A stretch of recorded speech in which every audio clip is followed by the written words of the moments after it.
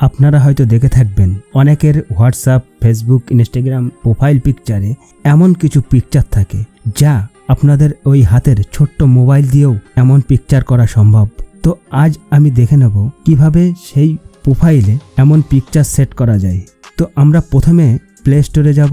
Play স্টোরে যে ছোট্ট একটি অ্যাপ্লিকেশান ইনস্টল করব যা 24 MB এবং ডাউনলোডের দিকে দেখতে গেলে 10 মিলিয়ন।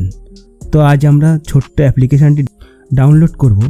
তারপরে একটু নিচের দিকে খেয়াল করে দেখব ওপেন অপশানে ক্লিক করব এবং অ্যাপ্লিকেশানটি ওপেন হয়ে যাবে। এবং ওপেন হওয়ার পরে অনেক প্রোফাইল পিকচার এরকম দেখতে পাবো। সেখান থেকে যে কোনো একটা সিলেক্ট করে আমরা পারমিশন অ্যালাউ করে দেব। তারপরে আমাদের সোজা মোবাইলের গ্যালারিতে নিয়ে যাবে এবং গ্যালারি থেকে একটা ফটো সিলেক্ট করে ওকে করব। তারপরে আমরা একটু নিচের দিকে দেখতে পাবো এখানে অনেক রকম স্টাইল আছে। আমরা এখান থেকে যে কোনো একটা স্টাইল আমরা বেছে নিতে পারি। তো আমি এখানে এরকম স্টাইলই রেখে দেবো। তারপরে উপরের দিকে একটু খেয়াল করে দেখতে পাবো সেভ অপশান।